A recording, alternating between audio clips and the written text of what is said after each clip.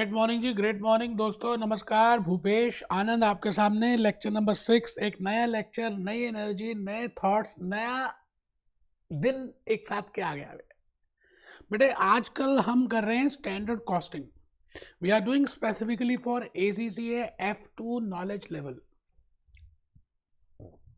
हम knowledge level के लिए कर रहे हैं customise lecture as per Kaplan, as per BBB। बेटे कैप्लन और BBB क्या समझाएगा जो भूपेश आनंद आपको बता रहा है।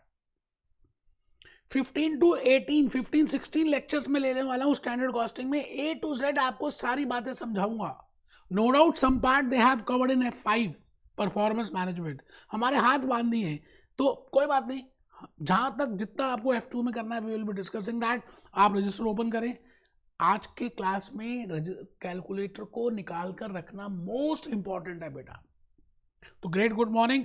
Lecture number 6 ACCA F2 MA chapter 12। मेरे हिसाब से चैप्टर 12 में आपने करना है this is standard costing. This is lecture number 6। मैं चाहता हूं कि आप सभी खुश रहें, be happy, be jolly, be cheerful. कमर सीधी करके बैठें और इन सभी बातों के साथ I want to give you आज के इस लेक्चर में मैं क्या कराने वाला हूं। मेरी आज कहानी क्या होगी, मेरी कहानी किस्मत की क्या होगी। भूत प्रेत जब सो रहे होंगे तो तुम क्या करोगे? हवन करोगे, हवन करोगे, हवन करोगे। आज के हवन में firstly I will be showing you know the beginning part from Kaplan और BBB। जो कुछ स्टैंडर्ड्स की बातें उन्होंने बताई that these are the standards. No doubt in lecture number 1, lecture number 2 I discuss about the standards. मैंने आपको वहां पे भी स्टैंडर्ड्स बताए थे कि भाई आपको एक लॉजिकली समझ आया कि हम करने क्या वाले हैं। स्टैंडर्ड कॉस्टिंग क्या है, वेरिएंस एनालिसिस क्या है, why we compare and how we can prepare the standards. That detailed part activity analysis करेंगे, हम बेंचमार्किंग करेंगे, हम कॉम्पिटिटर्स को देखेंगे। On the basis of that we prepare the standard, but standard can be of different types। वहां पे बात थी कि स्टैंडर्ड्स को प्रिपेयर करने के क्या क्या स्टेप्स होने चाहिए, but whether it is a basic standard, whether it is a attainable standard, whether it is a ideal standard, आज हम उसको डिस्कस करेंगे। तो मैं पहली बात आपको कॉस्ट स्टैंडर्ड्स की बातें बताऊंगा because it is very important that you should know how to prepare a standard because then only you can compare with actual and then only you can calculate the variance. And next is standard cost per unit, how we can calculate our standard cost per unit either as per marginal costing or as per absorption costing। Marginal costing में कैसे करेंगे, absorption में कैसे करेंगे। बेटे मैंने आपको chapter number 6 में डिटेल में बताया मार्जिन और एब्जॉर्प्शन में। In absorption costing we absorb on the basis of we absorb fix cost also and while calculating the closing stock we have seen that what is the difference between that. कोई tension की बात नहीं। Illustration number 1 करने वाले हैं, test yourself question number 1 करने वाले हैं। मैं भूपेश आनंद आज आपके सामने फुल एनर्जी के साथ कुछ बातें बताना चाहता हूँ। आप पहले तो कैप्लोन निकाल लीजिए दोस्त, सभी बच्चे, सभी स्टूडेंट्स, सभी के सभी स्टूडेंट्स कैप्लोन को बाहर निकाल लें। मैं आज आपके सामने बड़ी प्यारी प्यारी सी स्टैंडर्ड कॉस्टिंग के स्टार्टिंग से ही मैं आज आपको कुछ बातें बताऊंगा। आइए जी, आइए, ये रहा चैप्टर आपके सामने स्टैंडर्ड कॉस्टिंग। स्टैंडर्ड कॉस्टिंग में फर्स्ट पार्ट अगर आप देखें, आप अपनी कैप्लोन में देखें और इन BBB you know they have given the purpose of standard costing is the standard costing per unit. We want to calculate standard cost per unit. So as a ACCA, as a management accountant, first step is you should know how to calculate standard cost per unit. When I say standard cost per unit, because then only you can compare those standard with actual, and then only you know with these we can calculate variance, material cost, labor cost, variable overhead, fixed overheads, and then only we can prepare the operating statements, income statements, balance sheet हम बनाकर दिखाएंगे। तो purpose of standard costing we have already seen. The purpose is I want to calculate the responsibility of the different managers कि कौन सा manager कितना responsible है, उसने कैसा काम किया। जैसे लास्ट लेक्चर नंबर 5 में हमने डिस्कस किया कि भाई परचेज मैनेजर अच्छा काम नहीं कर रहा था, production manager is doing good you know, so we want to fix the responsibility. So standard costing has different objectives, it has a different importance. So standard costing is a planned unit cost of a particular product or a service. It is an indication that what a unit of produce should a cost. कितनी cost होनी चाहिए एक particular unit को बनाने में या एक service को रेंडर करने में। How much is the cost which should be incurred, कितना होना चाहिए। ठीक है sir. Standard cost represent target cost and they are therefore useful for the planning, control and motivation. आप ये बताइए, जब तक आप ACCA F2 में अपने लिए या नॉलेज लेवल में आप अपना स्टैंडर्ड नहीं रखेंगे, भाई मेरे इतने मार्क्स आने चाहिए, I should be clear in first attempt, तब तक आप easily you will not study. आपका एक टारगेट होना चाहिए, स्टैंडर्ड होना चाहिए, that I will be fulfilling this, then only you will be more motivated towards achieving that target. ठीक है ना ये बात? ठीक है सर। टाइप्स ऑफ स्टैंडर्ड्स, तो आज वैसे तो मैंने लास्ट लेक्चर बताया था कि स्टैंडर्ड्स बनाने के पहले प्रक्रिया क्या होती है, स्टैंडर्ड्स बनाने से पहले आप क्या स्टेप्स, क्या एक्टिविटीज करते हैं, क्या एक्टिविटी एनालिसिस होगी, क्या ABC एनालिसिस होगी, what you will do before that, but the point is, जब हम जो भी कुछ करेंगे हम उसकी मदद से we can prepare 4 types of standards which are there in Kaplan. The first is a basic standard जो हम बना सकते हैं, the second is a ideal standard, the third is a attainable standard and the fourth is जो last है current standards. But there are 4 standards आपके mock examination में, आपके एग्जामिनेशन किट में they have prepared, they have given the questions in relation to that. इसलिए आपका ध्यान से कमर सीधी करके बैठना मोस्ट इंपॉर्टेंट है। आगे बेटे आपकी मर्जी है, F2 कंप्लीट होने वाला है, आप झुक के बैठे, कमर सीधी करके बैठे, मेरे को कोई नुकसान होने वाला नहीं है। आपने मेरे से लेक्चर्स ले लिए, नहीं भी लिए तो क्या फर्क पड़ता है दोस्त। तो आपको मैं ये कहना चाहता हूं, the point is that with the basis of activity analysis, with the basis of target costing, जो भी हमने डिस्कस किया, वी कैन एस्टिमेट कि भाई ये एक स्टैंडर्ड है। अब स्टैंडर्ड किस तरह के बन सकते हैं, या तो वो बेसिक स्टैंडर्ड हो सकता है और it can be ideal standard. जैसे हम आइडल स्टैंडर्ड का मतलब है कि वी कैन से कि सबको हेड बॉय जैसे बनना है या हेड गर्ल जैसे बनना, आइडल कि भाई ये फ्री फीचर्स होने चाहिए, बेस्ट। और थर्ड इज अटेनेबल, भाई ठीक है हेड बॉय नहीं बनना तो मोटा मोटी ये तो होना ही चाहिए। और लास्ट इज करंट स्टैंडर्ड, जो आज आप जहां पे खड़े हो। तो मैं आज आपके सामने ये 4 स्टैंडर्ड्स की अभी बातें करूंगा। The first is the basic, they are long term standards. अभी लिखना नहीं है, खाली पहले कैपलॉन देख लीजिए, मैंने इसकी सारी की एक छोटी सी समरी प्रिपेयर की है जो आपको बड़ी अच्छी लगेगी। These are the standards which remain unchanged over a period of years. मतलब सालों सालों तक अगर हम देखें तो सेम रहते हैं। उन स्टैंडर्ड्स को हम जनरली बोलते हैं basic standards. These the sole uses to show trends over they are also use to show the effect of using different methods. और ये जनरली यूजफुल नहीं होते। मतलब आप ये बताइए बेसिक नीड क्या है, रोटी कपड़ा और मकान। एक ज़माने में था रोटी कपड़ा और मकान, अब हम ये देख रहे हैं कि रोटी कितनी खा रहा है कोई, कपड़ा कितना खा रहा है, मकान कितना। ये तो यार बेसिक है, लाइफ आगे चल चुकी है, आजकल तो बड़ी सारी दूसरी नीड्स भी हैं। तो बेसिक स्टैंडर्ड्स जो हैं, it is very but natural, it is prerequisite, it is natural that for producing a particular unit we require material, and for that we have to incur the price, we have to see the quantity, we have to incur the labour cost, we have to hire the skilled labour, we have to hire the semi skilled labour, we have to hire the unskilled labour. वो करना पड़ेगा। तो basic का मतलब है, basic जैसे नाम ही कह रहा है, तो बेसिक स्टैंडर्ड ज़्यादा आपकी लाइफ में यूजफुल होने वाले नहीं है, but still for record purpose, long term history, long run हम देखना चाहते हैं, then we prepare basic standard. The second is ideal standards. जैसे हमारे घर में भी एक जैसे हमारे ब्रदर सिस्टर्स हैं या जॉइंट फैमिली है, ताई जी के बच्चे हैं, चाचा जी के बच्चे हैं, तो उसमें से एक स्टूडेंट या एक आपका भाई या बहन बड़ा अच्छा होता है, उसमें सारी क्वालिटीज अच्छी होती हैं। या आपके पड़ोसी में कोई रहता है तो आपके पेरेंट्स कहते हैं देख उसको, देख देख, it means they are showing that it is a ideal. जैसे आप स्कूल में जाते हैं तो एक हेड बॉय होता था, एक हेड गर्ल होती थी, तो आपको हेड बॉय के अंदर फीचर्स जैसे हैं वैसे आप में आने चाहिए। It means that standard which is very जहाँ पे कोई लॉस नहीं है। In case of manufacturing industry, if I say there is no spoilage, there is no loss, there is the best efficiency, production manager अच्छा काम कर रहा है, purchase manager अच्छा काम कर रहा है, suppliers हमारी, that standard, on those standards, it is named as ideal standard. तो सेकंड स्टैंडर्ड आज हम जो डिस्कस करेंगे, आपने लिखना नहीं है, these standards are based upon perfect operating conditions. सब कुछ बढ़िया है, जापानीज सिस्टम चल रहा है बेटे, 99.99 ऐसा होता नहीं है, बिकॉज एक्सटर्नल एनवायरनमेंट हमारे सिस्टम को चेंज करती है। ठीक है sir, to no scrap, no breakdown, no stoppage, no idle time, कुछ नहीं, नो वेस्टेज, कुछ नहीं है। ठीक है जी। And this is a adverse motivation. आप जब भी आप कहेंगे जी बेस्ट बेस्ट बेस्ट, तो बेटा बेस्ट तो कुछ होता ही नहीं है। अब क्या है कि जो एम्प्लॉय वो बेस्ट एम्प्लॉय जैसे नहीं है आ रहा। फॉर एग्जांपल मिस्टर एक्स से treated as the best employee of the month, क्योंकि उन्होंने ऐसा, उसको अचीव करने में कई बार मोटिवेशन डाउनफॉल आ जाता है। तो मैं समझता हूँ बेसिक स्टैंडर्ड भी काम के नहीं है। आइडल स्टैंडर्ड भी काम के नहीं है। वैसे तो मैं कह रहा हूँ अभी करंट स्टैंडर्ड भी काम के नहीं है। बाप बड़ा ना भैया, सबसे बड़ा रुपया। इट मीन्स आपके लिए अटेनेबल स्टैंडर्ड्स जो प्रैक्टिकल लाइफ में, जैसे मैं कहूँ जी कि आप ACCA नॉलेज लेवल 6 महीने में कर लो, हो ही नहीं सकता यार। किसने किया होगा हमें बात समझ नहीं आती, किया होगा, मना नहीं कर रहे, but the point is we can not actually में I can easily do within 1 year, you know, one year में हम आराम से कर सकते हैं knowledge level F1 F2 F3। तो I will say this is attainable.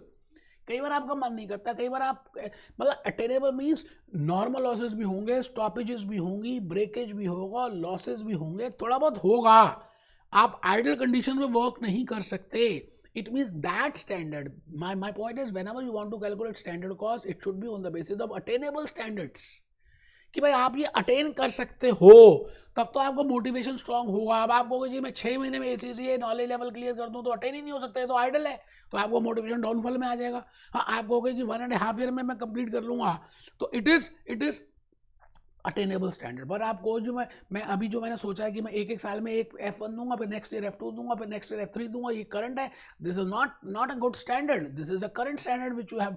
It means in practical life speaking it is the attainable standard which play a very important role and which have to be taken to account. तो मैं चाहता हूं कि आप सभी पता क्या करें, आप सभी के सभी एक बार जल्दी से, मैंने जो अभी आपको दे रहा हूं ये बेटे, मैंने कुछ स्लाइड्स प्रिपेयर किए हैं, बड़ी मेहनत की यार, मैंने हैंड रिटन स्लाइड्स प्रिपेयर की so that you can get an idea. तो ऊपर लिखेंगे कॉस्ट स्टैंडर्ड, सभी लिखेंगे, कसम होगी आपको, मैं कैमरे से निकल के मारूंगा अगर आपने नहीं लिखा। This is lecture number 6 F2 management accounting. देखिए मैं चाहता तो छोड़ भी सकता था, आप देखिए ना मेरा हार्डवर्क देखिए कि मैं आपको एक एक बात बताना चाह रहा हूँ। आप ऊपर हेडिंग लिखिए कॉस्ट स्टैंडर्ड, और कॉस्ट स्टैंडर्ड की 4 ब्रांचेस लिखिए। First is the basic standard, second is the ideal standard, third is the attainable standard and fourth is the current standard. बेटे मैंने रटा नहीं है, खाली हैंड रिटन स्लाइड्स बनाई, कैप्लन पढ़ी, BB पढ़ी, पुरानी अपनी नॉलेज देखी, एक्सपीरियंस देखा और मेरे को याद हो गया। तो क्या है कि मैंने इनके लॉजिक्स, इनके कंसेप्ट समझने की कोशिश की, इनके एग्जाम्पल सोचे, तो ज़्यादा जल्दी लॉजिकली आया। आपको भी यही करना है यार, ऊपर से थोड़ी सीख के आते हैं हम कुछ भी। तो हेडिंग लिखिए जी कॉस्ट स्टैंडर्ड्स। कॉस्ट स्टैंडर्ड्स की 4 ब्रांचेस हैं, basic standards, ideal standards, attainable standards and current standards. तो मैं यहाँ पर एक टेबल बनाया मैंने, आप सभी ने एक पेज को 4 पार्ट्स में डिवाइड करना है और उन्हीं 4 पार्ट्स में इसके बारे में थोड़ा थोड़ा लिखेंगे। तो आप जब लिखेंगे तो ऑटोमेटिकली आपके माइंड में वो खुद चला जाएगा, तो घबराने की बात है नहीं। तो पहला जो ब्लॉक, पहला जो कॉलम मैंने प्रिपेयर किया उसका नाम है बेसिक स्टैंडर्ड। जो दूसरा कॉलम मैं प्रिपेयर कर रहा हूं उसका नाम है आइडल स्टैंडर्ड। जो थर्ड कॉलम है which I am preparing that is attainable standard. The fourth column which I am preparing is named as current standard. So these are the 4 standards. It means whenever I am doing activity analysis, whenever I am doing past analysis, on the basis of that I will be preparing a standard. Now standard can be basic, standard can be attainable, standard can be idle, standard can be current. The best is attainable. मैं फिर repeat करता हूँ, यही best है, but फिर भी logically for the examination purpose I should be aware of all दो standards and what is the difference between that. तो आपने सबसे पहले ना बेसिक स्टैंडर्ड का कॉलम भरना है, सारे एक साथ नहीं करने। तो पहले बेसिक स्टैंडर्ड में मैं हूं उस समय, मैंने कहा first is it is a long term standard. Long term है, it shows the trend over the time for material prices, labour prices, overhead prices. मैंने लिखा नहीं, मतलब पिछले 20 सालों में क्या ट्रेंड रहा मटेरियल प्राइसेस का, हम इसका ग्राफ बना सकते हैं, टाइम सीरीज बना सकते हैं। लेबर का क्या रेट रहा, पहले क्या लेबर थी, और कोविड सिनेरियो के बाद, अब तो कोविड गए वो 5 साल हो गए है ना, कोविड सिनेरियो के बाद क्या रेट रहा, what is the labour rate, you know, we can see the trend. So actually में it is of not of use because we can not compare it. पिछले 20 सालों का आप देख रहे हो है ना। सो मैंने नीचे लिखा it is not of useful. तो पहला आपने कॉलम बेसिक स्टैंडर्ड का लिखा है। दोस्तों सभी ने लिखना है basic standards. long term standards to show trends over time for material prices, labor rates and not of useful. Second point is idle standards. मैंने कहा जी idle का मतलब मान के चलो head boy and head girl। मतलब एक हेड बॉय में क्या क्या फीचर्स होते हैं क्या होने चाहिए, मतलब वो मन लगा के पढ़ाई भी करे, स्पोर्ट्स में भी अच्छा हो, म्यूजिक में भी अच्छा हो, एक्स्ट्रा करिकुलर एक्टिविटीज हो, हाइट भी अच्छी हो, कलर भी फेयर हो, लीडरशिप क्वालिटीज हो। बेटा ये तो डमी होते हैं, हाइपोथेटिकल होते हैं। इट मीन्स ये जो स्टैंडर्ड है ना आपको मोटिवेशन नहीं देंगे। तो फिर भी हम लिख रहे हैं सेकंड कॉलम इस समय, based upon the perfect operating conditions, based upon the perfect operating conditions, hypothetical conditions, मतलब नो वेस्टेज, नो स्क्रैप, मैंने नो एक ही बार लिख दिया, no wastage, no scrap, no breakdown, no idle time, no wastage, no scrap, no breakdown, no idle time, कुछ नहीं है। एडवर्स मोटिवेशनल इम्पैक्ट, बिकॉज आप बार बार अपने आप में हीन भावना, you will be feeling low whenever you want to, you will be compared with the head boy, whenever you will be compared with the best employee. So these standards are also not fruitful in the organization, but the best standard is attainable standards, कि भाई जो real life में हो सकता है, vestiges भी होंगी, break down भी होगा, स्पॉलेज भी होगी, ठीक है, थोड़ी बहुत होगा, चलेगा, और वो अटेनेबल है। तो third is attainable, the most frequently use, efficient, based on high performance level. आपकी परफॉर्मेंस अच्छी होनी चाहिए, ठीक है, but we also see that there is a provision of normal losses, normal spoilage होगी। तो आप सभी पहले थर्ड कॉलम फिलअप करो, मैं और एक्सप्लेन करूंगा। बेटे आप सभी ने लिखना है, कमर सीधी रखनी है। Attainable standard, most friendly, frequently use, efficient, based on high performance level, and includes provisions of normal losses, includes provisions of normal losses, includes provisions of normal losses। मैं आ गया जी लास्ट स्टैंडर्ड की तरफ, करंट, मतलब आज आप कहाँ खड़े हैं, आप आज कितना लॉस कर रहे हैं, है ना।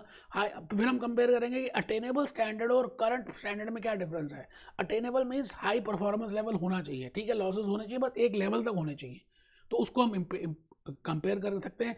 Current standard, based on current levels of efficiency, for losses, wastage etcetera, do not provide incentive to improve. आराम से बेटे, ये जो क्वेश्चन है ना इंपॉर्टेंट है, इसलिए करा रहा हूँ, आप पहले लास्ट लिख लीजिए, current standards.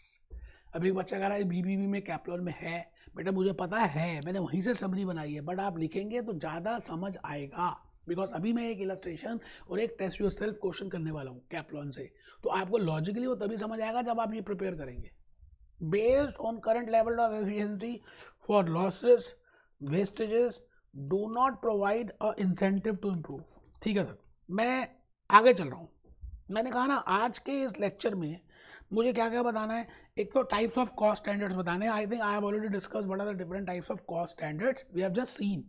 Next is what is the meaning of standard cost per unit, and then on the basis of that we will be preparing illustration number 1 and test yourself question number 1। तो standard cost per unit है क्या, मैंने अभी lecture 1 में भी देखा, 2 में भी देखा, अभी लेक्चर नंबर 6 है, ACC है, F2 के लिए। मैं इस समय I want to tell you that what are the standard cost per unit, how, what is the meaning of standard cost per unit। Now the point is standard cost per unit can be calculated either on the basis of marginal cost approach or on the basis of absorption costing approach। We have already seen marginal costing and absorption costing, but the point is standard cost per unit can be calculated either on the basis of marginal costing or on the basis of absorption costing। आइए इसको एक बार देख लें और heading लिखें, standard cost per unit. अच्छा, standard बनाना important क्यों है? आप ACCA नॉलेज लेवल के पेपर देने से पहले ही आप सभी why you want to prepare a target, why you want to prepare a standard, तो वो लिखा हुआ standard cost means enable simplification of records। भैया आपको पता होगा कुतुब मीनार पहुंचने में कितना समय लगता है, और एक्चुअली में आपने you how much time actually you have taken to reach Qutub Minar. तो standard cost enable simplification of records। Standard cost can be calculated on the basis of marginal costing or on the basis of absorption costing। Marginal costing के basis पे भी निकाल सकते हैं और absorption costing के basis पे भी निकाल सकते हैं। ये बात मैंने आपको ऑलरेडी बताई हुई। मार्जिनल का मतलब है कि हम फिक्स प्रोडक्शन ओवरहेड्स नहीं चार्ज करते, एब्जॉर्प्शन का मतलब है हम फिक्स प्रोडक्शन ओवरहेड्स चार्ज करते हैं। ये बात आपको पता ही है। आपको मालूम है at the time of I was discussing that job batch and process costing, chapter number 6 था, और उसमें मैंने सबसे पहले कॉस्ट शीट बताई थी, कॉस्ट कार्ड बताया था, और उस कॉस्ट शीट में we have calculated prime cost, we have calculated factory cost, we have calculated office cost, we have calculated total cost of production, we have calculated cost of sales, और फिर धीरे धीरे मैं आ गया था मार्जिनल और absorption costing में। Chapter 6 से 7 8 रहा होगा, और उसमें I have told you that how we can prepare a cost sheet और a statement of profit as per marginal costing approach and as per absorption costing approach. तो अभी थोड़ा सा हम डिस्कस करेंगे। मैं आपके सामने खड़ा हूँ, ये फॉर्मेट आप ऑलरेडी मार्जिनल कॉस्टिंग में, एब्जॉर्प्शन कॉस्टिंग में बना चुके हैं, बट मेरा मन है कि आप अपना मोबाइल फोन बिल्कुल ऑफ कर दें, आप बिल्कुल मत देखें। आने वाले 10 मिनट बड़े प्रीशियस है दोस्त। चले चलो चले चलो चले चलो बेटा, लाइफ में आपको चलना है, चलते जाना है, चलते जाना है, चलते जाना है, रुकना नहीं है। मुश्किलें आएंगी, प्रॉब्लम्स आएंगी, फिर क्या हो गया? करो करो, आगे बढ़ो। बेटे क्रिकेट का मैच, मूवी थी लगान, कुछ नहीं आता फिर भी आगे चल रहे हैं, आगे चल रहे हैं, आगे चल रहे हैं, प्रैक्टिस कर रहे हैं, कोशिश कर रहे हैं, कोशिश करनी है, हिम्मत।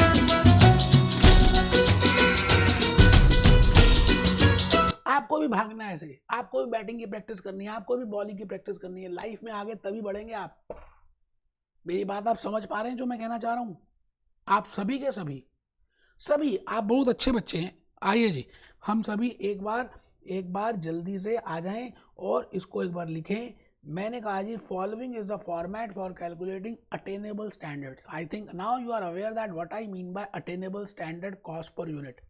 सीपीयू का मतलब है कॉस्ट पर यूनिट। तो यहाँ पे मैंने लिखा डायरेक्ट मटेरियल्स।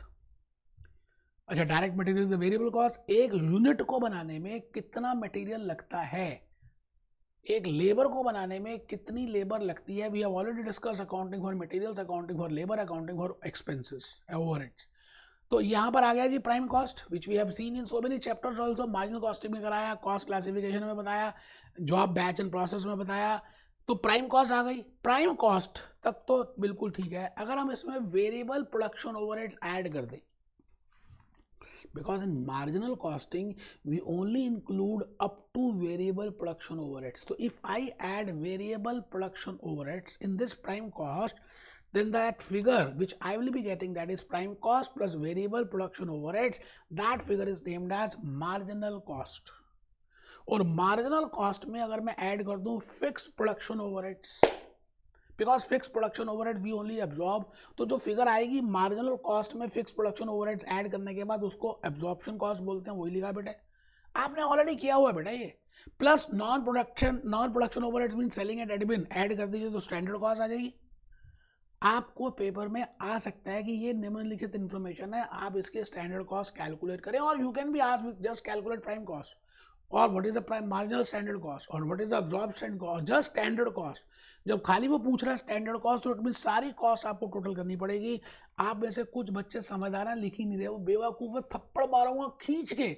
लिखना है बेटे, लिखना है, मैं फिर समय दे रहा हूं, आप लिखिए। Following is a format for calculating attainable standard cost per unit, direct material, direct labour, direct expenses, prime cost, variable production overheads, marginal cost, fix production overheads, total absorbed cost, non production overheads, add कर दीजिए standard cost. मैं इस समय illustration number 1 अभी करूंगा और उसके बाद फिर मैं test yourself understanding question number 1 करूंगा। Both are very important. आप अपना कैप्लॉन पहले बाहर निकाल लीजिए। दोस्त कैप्लॉन निकालेंगे ना तो आपको ज़्यादा समझ आएगा। आइए जी, हम इस समय कैप्लॉन में हैं और कैप्लॉन को ध्यान से देख रहे हैं कि कैप्लॉन क्या कहना चाहती है। तो मैं आ गया जी नीचे, इलस्ट्रेशन नंबर 1 में आपके सामने कैप्लॉन है और लिखा हुआ है के limited manufactures product number 20K। एक प्रोडक्ट का नाम है 20K, ठीक है sir. Information relating to this product is as follows. वो कहता है जी, इस प्रोडक्ट से रिलेटेड निम्नलिखित बातें ये हैं। क्या क्या? Budgeted output 900 units. हमने सोचा कि हम 900 यूनिट बनाएंगे। Standard output for 1 unit. Direct material 40 square metre at $5.30 per square metre. Direct wages, अब बेटे डायरेक्ट वेजेस 2 डिपार्टमेंट्स में, एक बॉन्ड में और एक फिनिशिंग डिपार्टमेंट में। मतलब 2 तरह की लेबर्स है, एक बॉन्डिंग में और एक फिनिशिंग में। मान लेते हैं दो तरह के प्रोसेसेस होंगे। अच्छा, budgeted cost and hours per annum are as follows. ठीक है जी। Variable overheads, budgeted variable overhead में दो डिपार्टमेंट्स में हो रहे हैं, एक बॉन्डिंग में और फिनिशिंग में। फिक्स्ड ओवरहेड्स, ये फिक्स्ड ओवरहेड्स हैं जी। अच्छा, फिक्स्ड ओवरहेड्स में दो हैं, एक प्रोडक्शन और एक selling. Variable overheads are recovered using hours and fixed overheads recovered on the basis of units. एक बच्चा कहता है कुछ समझ नहीं आया, कोई घबराने की बात नहीं है, मुझे भी समझ नहीं आया। आप बस क्वेश्चन को एक बार दोबारा से पढ़ेंगे हम। पहले आप आराम से नीचे देखो रिक्वायरमेंट क्या है। आपको निकालना है प्राइम कॉस्ट, आपको निकालनी है मार्जिनल कॉस्ट, आपको निकालनी है एब्जॉर्प्शन कॉस्ट, आपको निकालनी है स्टैंडर्ड कॉस्ट, क्योंकि स्टैंडर्ड कॉस्ट में सारी कॉस्ट मिल के आती है। ठीक है सर। क्वेश्चन को एक बार अच्छी तरह से फिर आप अपने पेस में अपनी स्पीड में पढ़ें, ध्यान से पढ़ेंगे बेटे, फोकस होकर चलेंगे तो हम आराम से क्वेश्चन को कर पाएंगे। आपको डायरेक्ट मटेरियल कॉस्ट दी हुई है, डायरेक्ट वेजेस कॉस्ट दी हुई है, ये सब कुछ एक यूनिट की ही दी हुई है। आप देखें, आपको ये सब कुछ एक ही यूनिट का गिवन है, दिस इज फॉर 1 यूनिट। फिर बजटेड कॉस्ट एंड आवर्स दिए हुए हैं कि इस डिपार्टमेंट में इतने आवर, इतने कॉस्ट है और इतने घंटे हैं, क्योंकि वो कह रहा है वेरिएबल ओवरहेड का जो आप स्टैंडर्ड रेट निकालेंगे that is on the basis of hours. Finishing department 25,000 और 25,000 घंटे, और फिक्स प्रोडक्शन ओवरहेड वो कह रहा है यूनिट्स के बेसिस पे, तो 36,000 जो कॉस्ट है, 27,000 कॉस्ट है, और आपने सोचा कि 900 यूनिट बनाएंगे। आप देखिए ऊपर लिखा हुआ 900 units and it is on the basis of units. Okay, very easy, कुछ मुश्किल नहीं है। आप देखिए पहले से ज़्यादा अंडरस्टैंडिंग बढ़ी अब आपकी, क्योंकि आपने क्वेश्चन को और ज़्यादा ध्यान से फोकस होके किया। अब अगर आप देखें तो मैंने बड़ी प्यारी प्यारी सी स्लाइड्स प्रिपेयर की हैं और बड़े नोट लिखे हैं। आप लिखें friends it is better to read the question sincerely and prepare a working note. सभी ने लिखना है friends it is better to prepare a separate working note and read the question. अगर आप क्वेश्चन पढ़ें जो अभी हमने पढ़ा, you have to prepare 900 units, आपको 900 यूनिट बनाने हैं। अच्छा, उस 900 यूनिट को बनाने में एक तो आपको मटेरियल की कॉस्ट लगेगी, एक लेबर की कॉस्ट लगेगी। ठीक है, ये तो पर यूनिट की दी हुई है। फिर वेरिएबल प्रोडक्शन ओवरहेड्स लगेंगे जो घंटों के हिसाब से चार्ज हो रहे हैं, और फिर फिक्स ओवरहेड्स लगेंगे जो एब्जॉर्ब होंगे किसके बेसिस में, यूनिट्स के बेसिस में। अच्छा, अगर आप लेबर को देखें तो लेबर में दो डिपार्टमेंट हैं, bonding and finishing. Variable overheads में भी दो डिपार्टमेंट है, बॉन्डिंग एंड फिनिशिंग। और फिक्स ओवरहेड्स में दो फिक्स प्रोडक्ट ओवरहेड्स दिए, एक तो प्रोडक्शन फिक्स ओवरहेड्स और एक नॉन प्रोडक्शन फिक्स ओवरहेड, मतलब selling that is non production. बेटे लिखते हैं ना जब हम, तो ज़्यादा बातें लॉजिकली समझ आती है। मैं सच कह रहा हूँ आपको, जब मैं स्लाइड्स खुद अपने हाथों से बनाता हूँ तो मेरे अंदर ज़्यादा कॉन्फिडेंस आता है, क्योंकि मेरी फिंगर्स, मेरी आंखें, मेरी बातें, मेरा दिमाग उस समय वहीं पर फोकस होकर कर रहा है। आंसर तो दिया ही हुआ यार, आप बताओ ना, आंसर नहीं दिया हुआ कैप्लन में, ये लो आंसर देख लो, उसमें क्या हो गया, आंसर तो दिया ही हुआ बेटे, आंसर तो दिया ही हुआ है, उसमें क्या हो गया। मैं तो आपसे ये कहना चाहता हूँ कि आप आंसर में क्यों ज़्यादा टेंशन में रहते हो यार, ये लो आंसर तो दिया हुआ है। आइए हम नीचे देखें, हम प्यार से चलेंगे, हेडिंग ऊपर लिखेंगे statement showing standard cost attainable standards. Product का नाम है 20K, मतलब 20K का एक यूनिट बनेगा तो कितना खर्चा आएगा। एक यूनिट बनेगा तो मटेरियल एक ही यूनिट की दी हुई थी जी, 40 स्क्वायर मीटर लगेंगे, $5.33। तो ये आपके सामने मैंने एक लाइन खींच दी और ये डॉलर पर यूनिट आ गया, $212। क्या सबको समझ आ गया? एक यूनिट 20K का बनाने में मटेरियल की कॉस्ट $212 की आएगी। लेबर में दो डिपार्टमेंट्स हैं, बॉन्डिंग की और फिनिशिंग, तो $120 ये वाले आएंगे, $72 ये आएंगे। ये बेटे प्राइम कॉस्ट आ गई, एक्सपेंसेस तो है ही नहीं। वैसे 3 आइटम्स ऐड होती हैं, direct material, direct labour, direct expenses, तीनों को ऐड कर दे तो प्राइम कॉस्ट आती है। तो यहाँ पर आ गई जी प्राइम कॉस्ट $404 एक यूनिट के लिए, प्राइम कॉस्ट आ गई। अब मुझे मार्जिनल कॉस्ट निकालनी है। मार्जिनल कॉस्ट में मुझे वेरिएबल प्रोडक्शन ओवरहेड्स ऐड करने हैं, तो मैं लिख रहा हूँ ऐड वेरिएबल प्रोडक्शन ओवरहेड्स। उसमें भी दो डिपार्टमेंट्स हैं, बॉन्डिंग और फिनिशिंग। एंड वेरिएबल ओवरहेड्स का जो रेट है वो घंटों के हिसाब से आएगा। तो ऑलरेडी देखिए जी, बॉन्डिंग का रेट कितना आ गया, absorption rate, variable overhead rate 45,000 this और 25,000 इंटू दिस। इसमें 24 घंटे लगते हैं, इसमें 15 घंटे लगते हैं, तो ये 36 आ गया और ये 15 आ गया। मैं रुक गया हूँ, आप आराम से देख लें। एक बच्चा कह रहा है 24 और 15 कहाँ से आए? बेटे आप ये बताओ ना, लेबर में कितना, आपको पता ही था 24 घंटे लग रहे हैं, 15 घंटे लग रहे हैं, तो वेरिएबल प्रोडक्शन ओवरहेड्स जो है that is also charge on the basis of hours, so we have calculated absorption rate. ठीक है सर, पर आवर का आ गया इनटू नंबर ऑफ आवर्स, तो ये मार्जिनल कॉस्ट भी आ गई $455 एक यूनिट की। It means it is the up two variable production overheads. अगर मैं इसमें फिक्स्ड प्रोडक्शन ओवरहेड्स का एब्जॉर्प्शन ऐड कर दूं, जो एब्जॉर्प्शन वो कह रहे हैं कि पर यूनिट के बेसिस पे है, तो मेरे पास एब्जॉर्ब्ड कॉस्ट आ जाएगी। और फिक्स्ड प्रोडक्शन ओवरहेड्स में अगर हम देखें तो that is on the basis of units absorption rate. तो यूनिट्स कितने 900 और 36,000 दिए हुए हैं प्रोडक्शन ओवरहेड्स, तो ये आपके सामने 40 आ गया।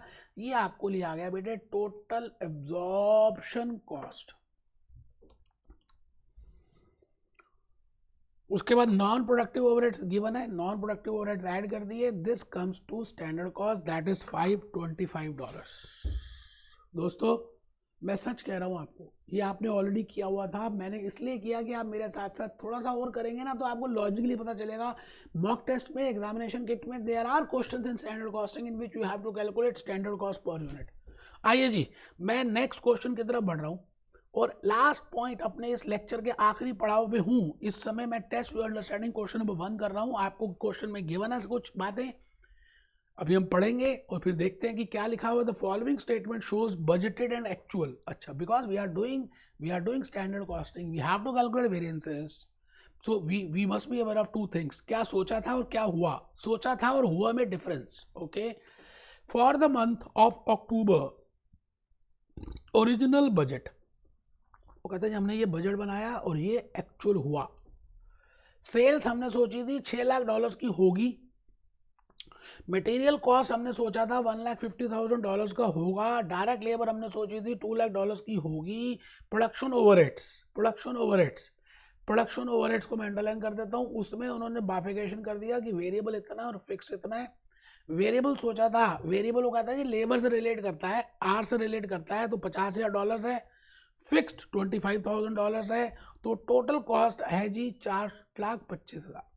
प्रॉफिट है 1,75,000, लेबर आवर्स आपको दिया हुआ 50,000 और सेल्स लेबर आवर्स 50,000 घंटे है और सेल्स एंड प्रोडक्शन 5,000 यूनिट। आराम से लिखना थोड़ी है, तो क्वेश्चन है यार, आपको बजट भी दिया हुआ और एक्चुअल भी दिया हुआ। जरा नीचे देखिए क्वेश्चन में रिक्वायरमेंट क्या है, there is no opening and closing inventory, मतलब वो कहता है ना तो ओपनिंग है ना क्लोजिंग है, जितनी परचेज की उतनी कंज्यूम्ड है, जितनी बनाई उतनी बेच भी दी।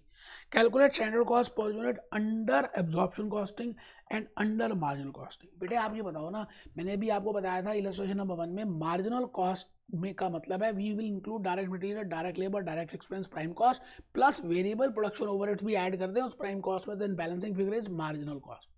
और अगर मार्जिनल कॉस्ट में आप फिक्स्ड प्रोडक्शन ओवरहेड्स भी ऐड कर दो तो एब्जॉर्ब कॉस्ट आ जाएगी, और एब्जॉर्ब कॉस्ट में आप नॉन प्रोडक्शन ओवरहेड्स ऐड कर दो that is selling and admin, तो आपके पास स्टैंडर्ड कॉस्ट आ जाएगी। क्वेश्चन आपके सामने है, मैं भूपेश आनंद हूँ, मैं सीए, मैं सीएस, मैं सीएमए, मैं अमेरिका, मैं ही लंदन। बेटे आराम से, कुछ मुश्किल है नहीं, आप पढ़िए क्वेश्चन को, क्वेश्चन कह क्या रहा है, कर देंगे बेटे, हम छक्के छुड़ा देंगे, झंडे गाड़ देंगे, आप बिल्कुल टेंशन मत लेना, मैं हूं ना भूपेश आनंद, आपके साथ करूंगा। आइए जी, आइए क्वेश्चन को पढ़ते हैं, क्वेश्चन को पढ़िए, बाकी की बातें मेरे साथ है, आप उसकी टेंशन मत लें। मैं यहाँ पर इस समय आपके लिए पूरा क्वेश्चन सॉल्व करूंगा जी। ऊपर लिख भी दिया test your understanding question number 1, note number 1। अब अगर आप ये भी नहीं लिखते ना तो महा बेवकूफ है friends. Standard cost per unit is always prepared on the basis of original budget. It means वो जो एक्चुअल इन्फॉर्मेशन दिया है उसका बजट थोड़ी बनता है, वो तो आपको वेरिएंस एनालिसिस कैलकुलेट करने के लिए है।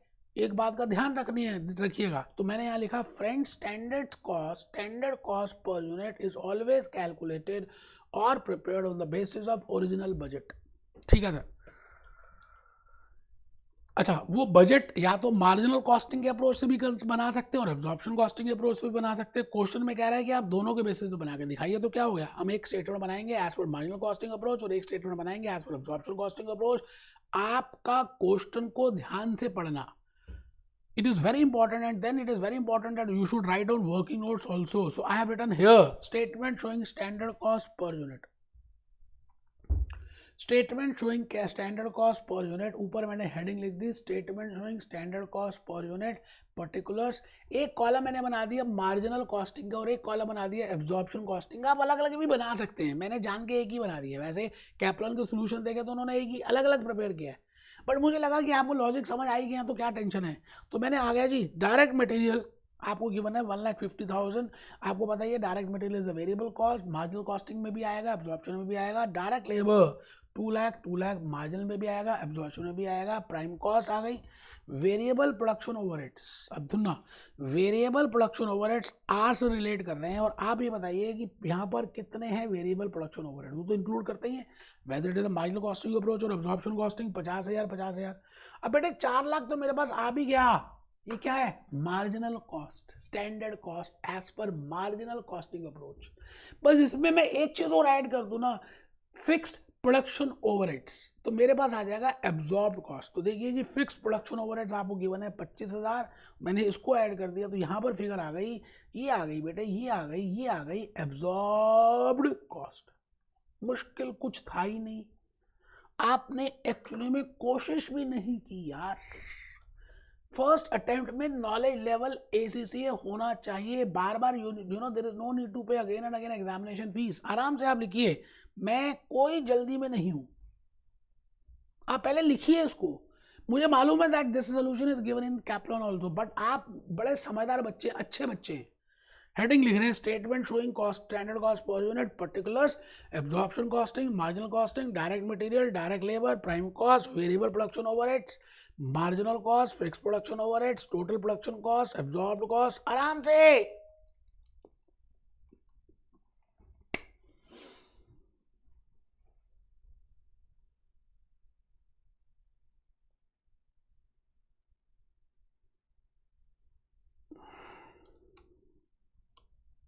उसके बाद आप पर यूनिट कॉस्ट निकाल सकते हैं। जब मैंने कहा एब्जॉर्प्शन, एब्जॉर्ब कॉस्ट आ गई 4,25,000, तो यूनिट है 5,000, तो 4,25,000 अपॉन 5,000 दैट कम्स टू 85, और वहां पर आ गया 4 lakh divided by 5,000 that comes to 80। But natural marginal cost में खाली वेरिएबल कॉस्ट होती है, वहां से कम होता है। Variances can be calculated, then we can compare standard with actual. दोस्त एक बात मैं बताऊंगा आपको, आप कोशिश नहीं कर रहे, हिम्मत नहीं कर रहे, आप डर रहे हैं। डरना नहीं है स्टैंडर्ड कॉस्टिंग में बेटा, अभी तो लेबर कॉस्टिंग करनी है, अभी वेरिएबल कॉस्ट ओवरेंस करेंगे, फिक्स्ड ओवरहेड कॉस्ट वेरिएंसेस करेंगे। मैं पूरी कोशिश कर रहा हूँ आपको रियल लाइफ एग्जांपल्स देने की, लेकिन वो कुछ फायदा नहीं है अनलेस एंड अनटिल आप अपने आप ट्राई करें। आपका मन का अगर फोकस होगा तो आप कर लेंगे। B happy, be jolly, be cheerful.